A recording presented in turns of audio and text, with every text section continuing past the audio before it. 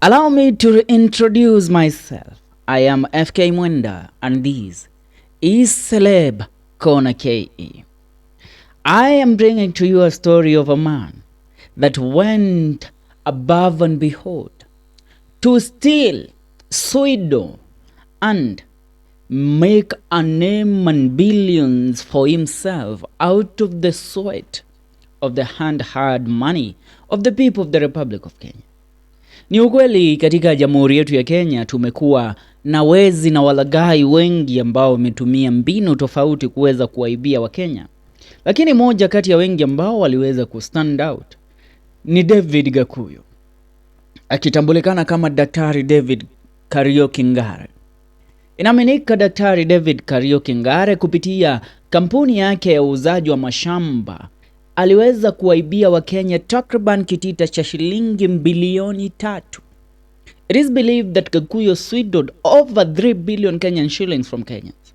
Now, his first time to be arrested or detained came in the year 2024 on February. But allow me to take you back kidogo so that we will get to look at the rise of Bishop David Gakuyo, ambaye alitumia jina na injili kuweza kugain attention ya Wakenya na kuweza kuwaibia pesa mingi sana, promising that he will be delivering homes to them and land. Now, according to a certain publication by The Nation, in the year 2020, they made a biography trying to get deep into the life of this billionaire. The Many Faces of Gakuyo, the title was Lad Broker, Evangelist, and a Politician. David Kariuki Ngare being his real name. Now, until November 9, 2016, when he announced his intention to oust the Kiambu Governor William Kabogo, little was known about Dr. David Kariuki Ngare, popularly known as Gakuyo. Beyond being a televangelist, he ran. Are you getting that? Behold, being a televangelist who ran as a struggling microfinance and land buying business. It was a struggling business. Then Gakuyo, the overseer of Calvary Chosen Center Church in Thika, went on a public blitz, buying airtime on TV and radio to broadcast his sermons and promote his businesses, Gakuyo Real Estate and EKEZA SACCO. But like a two-edged sword, his quest for publicity power brought him fame but also scrutiny. From allegations that he had forged his academic credentials to questions on his business. Immediately after his entry into the Kiambu gubernatorial race against the incumbent and main challenger Ferdinand Waitito Babayao, Gakuyo was battling accusations that he not only had dubious academic qualifications, but that he had also cheated his way into Jomo Kenyatta University of Agriculture and Technology, JKUAT, where he was later kicked out. The then 50-year-old father of three, according to his credentials, sat for his certificate of primary education at Munyu Primary School in 1983 and got his primary school leaving certificate 21 years later. Are you getting the point? That was Gakuyo for you. Now, the story of Gakuyo is a very long story, but one that always comes up with the story of the number of Kenyans are currently languishing in poverty after investing their money into his fund. It was a win-win situation for Gakuyo by the head of August 2017 election. The candidate he supported trumped and SACCO membership rose to more than 50,000 Kenyans with a deposit of 2.5 billion. Now, the political calm business events, which were always broadcasted in paid up live coverage at the least thrice a week, attracted thousands of people. Now, buoyed by a wave of resentment towards incumbent Governor Kabogo, thousands of people, mostly from low-income groups, joined the SACCO as individuals, joint account holders or groups, while others, can you listen to that? Now, A lot of people joined Gakuyo because of his political beliefs and because he came up pretending that he was the man to solve the problems of the people of Kiambu.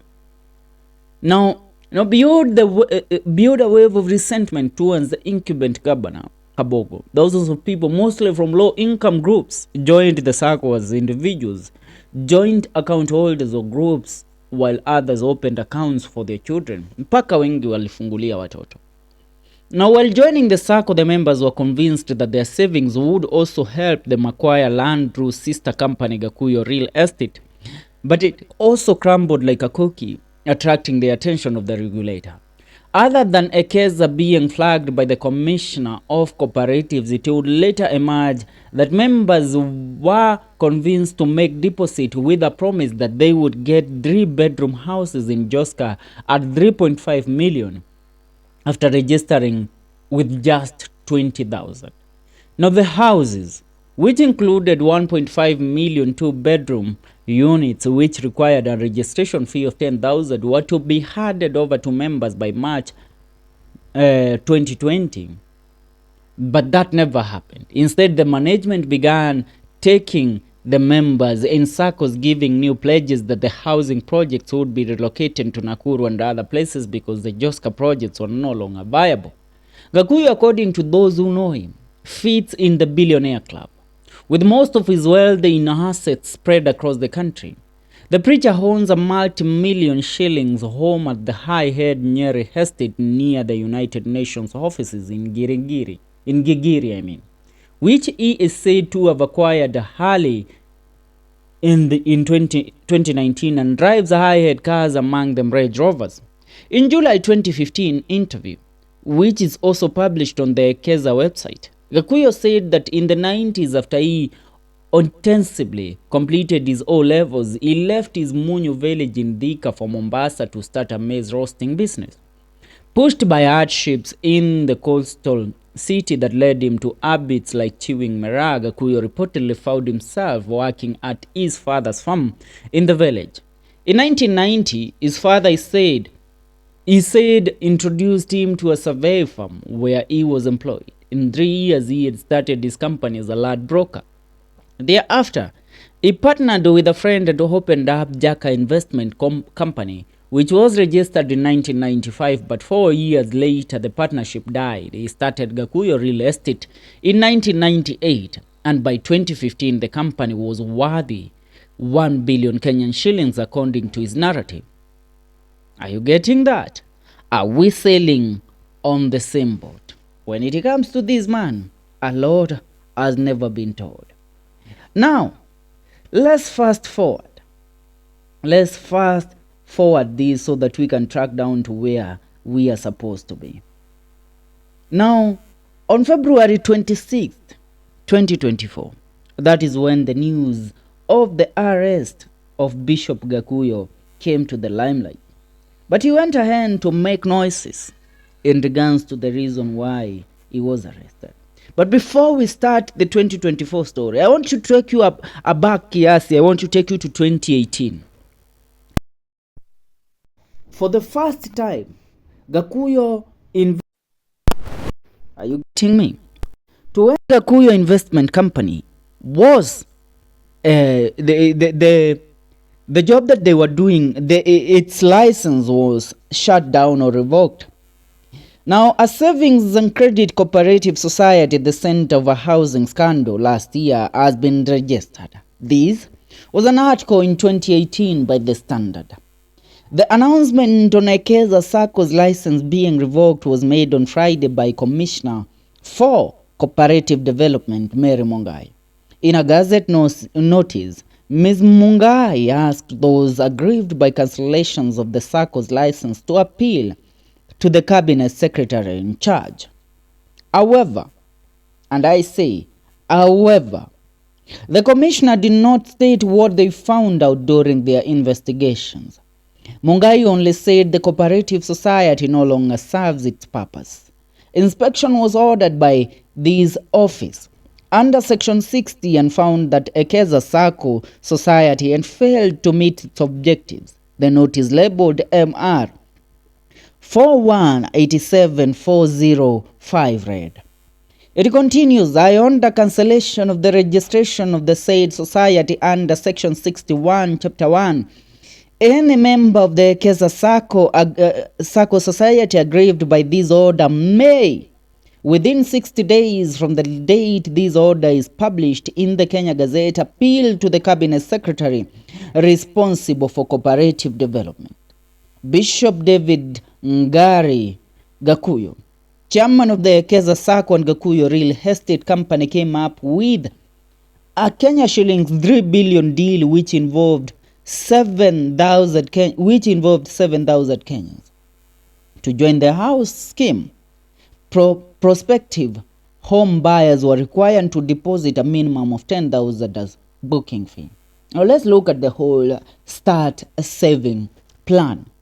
Now once this was done, they would start saving with the SACCO continuously under the scheme christened Gakuyo Zero Deposit, which is G0 to D program. However, when thousands of members were expecting to receive keys to their new homes following a promise by the housing firm last year, which then was in 2017, it turned out to be a red herring. None of the houses were ready, and a meeting between Mr. Ngari's team and the frustrated savers who had been charged 500 for a bus ride from Nairobi did not happen. Ruth Wairimu said she was excited about the project. She had learned about it in radio advert, and she was attracted with the prospect of owning a home at an easy payment schedule. But a year after registering with the Gakuyo Real Estate and continuously saving through EKEZA SACCO, all she had is 3 site visits. One of these site visits was to Kamulu in Machakos County, where the firm had supposedly acquired land but was yet to start constructing the houses. Now that place is a desert. There is nothing, Wairimu told the media. Now she was boiling with rage following the broken promise then. During the visit to Murang'a County on March 25, 2017, Wairimu and other savers demanded they be refunded money paid as booking fee and savings. They felt there was no hope of ever getting their homes as promised. A nightmare was shared by many other prospective homeowners, who also lost millions in the deal. But Bishop Ngari, also known as Gakuyo, denied conning people. Instead, he claimed his political detractors were out to soil his name.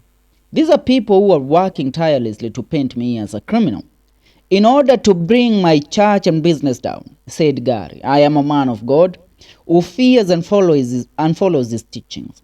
I have not stolen anything. My hands are clean. I am the manager of Gakuyo Real Estate and the EKEZA SACCO, and the rumors going around are nothing but a plot to finish me. That is him. That was back in 2018. Now fast forward to February 26, 2024. Bishop Gakuyo arrested and charged with conspiracy to defraud investors Kenya shillings 1 billion. The Nairobi televangelist had been charged with conspiring to defraud members of the public of more than 1 billion Kenyan shillings. Bishop David Karaoke Ngari, alias Gakuyo, who ran EKEZA SACCO, is even currently, as we speak, facing charges of obtaining money by pretending that he was in a position to invest in real estate and money markets. The accused denied the charges before Judge Ben Mark at the Milimani Law Court. He denied 12 counts of fraud and was released on a cash bail of 10 million Kenyan shillings. He was ordered to deposit his passport in court. State Prosecutor Henry Kenyanjui did not oppose the release of the accused on bail. However, he asked the court to consider that the matter was of great public interest. Defense lawyers Mwenda Jage, Danstan Omar and Degwanjiro had asked the court to grant their client reasonable bail terms. These are the men that was defending the swindler of Kiambu. Now your honor, bishops have no money. They live on tithe and death for truth. His fellow parishioners will contribute to having him to be freed on board, Mr. Omari told the court. But Mr. Kenyanjui responded by saying members of the public lost their hand-earned money. The Directorate of Criminal Investigations, through Corporal Bernard Gikandi on Friday, sought a court order to detain Mr. Gakuyo for 4 days to complete investigations into the fraud in which members of the EKEZA SACCO lost over 1 billion Kenyan shillings. DCI made the application through the Office of the Director of Public Prosecutions, seeking to detain the accused at Muthaiga Police Station. Senior Resident Magistrate Geoffrey Onsangiro granted the orders for the lockup of the accused for 3 days despite opposition from the suspect's team of lawyers. Mr. Gakuyo had opposed the application through his 10 lawyers led by Degwanjiru and Dunstan Omar. Corporal Gikandi said he was investigating a case of theft and money laundering involving the bishop. Now, the detective said over 1 billion Kenyan shillings was stolen by the bishop and companies linked to him from over 50,000 victims spread across the republic. Now, the investigation is at an advanced stage and the defendant Gakuyo is likely to be charged in several cases involving more than 50,000 victims, Gikandi said. There has been a public outcry from the said victims and other affected persons over the funds lost and or allegedly stolen by the respondent Gakuyo and companies associated with him in a view of the closure of the offices of the respondent and the said companies. The companies include EKEZA SACCO Society Limited, Gakuyo Real Estate and Gakuyo Investors Club. He said Gakuyo was aware of the ongoing investigation and his pending arraignment, adding that the accused was a flight risk because he was arrested at the immigration desk at Jomo Kenyatta International Airport while attempting to flee. He produced a boarding pass booked by the accused to prove his claim. But Mr. Gakuyo's lawyer said the investigation had been ongoing for 5 years and he had been available to investigators during that time.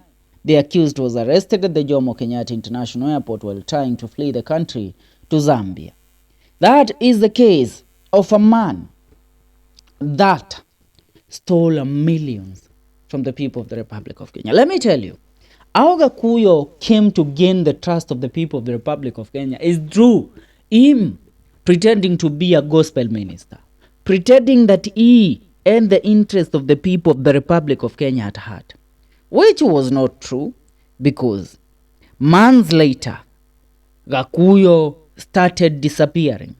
His promises started becoming just mere talks with nothing to offer for them. Those that had invested in Gakuyo EKEZA SACCO started losing their investment. And that is when Kenyans started realizing, wait a minute, this might be a Ponzi scheme where we might have been conned our money, which we have worked for and had it and had the money on the right way. Yes, and that is the case. That is Mr. Gakuyo for you. He gained trust and then he went ahead to buy airtime on televisions, including these different companies, the Royal Media Services, the Media Max, and mostly the Kikuyu radio stations from Kameme, Inoro, and the rest. He bought airtime on those televisions to place his advertisement there while preaching and all that. But his scheme was to gain trust of the people of the Republic of Kenya, then steal money. Imagine after 50,000 people invested in the company of this guy, their money and their sweat disappeared completely. Until today, Gakuyo is a man worthy over 5 billion Kenyan shillings, and most of the money are the proceeds of the money that is swindled from Kenyans. All I heard from you right now is to leave your comment in the comment section on what you think about the story of Mr.